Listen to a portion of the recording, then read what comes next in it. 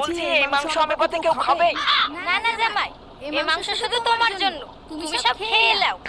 ঠিক আছে মা।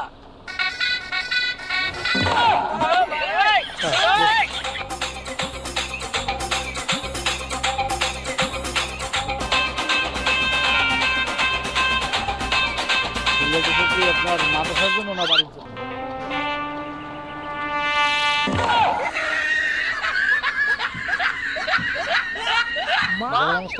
আপনি এই মাংস টুকের কথা বলছিলেন? আরে না না জামাই, এই মাংস টুকের কথা বলবো কেন? এর মধ্যে বড় বড় মাংস আছে। ও, এর মধ্যে বড় বড় মাংস আছে? হ্যাঁ ঠিক আছে মা। আপনাদের বাড়িতে সাধ্য ডাবর আছে? হ্যাঁ আছে। তাহলে ওই ডাবরটা আরেকটা বড় বাটি নিয়ে আসে।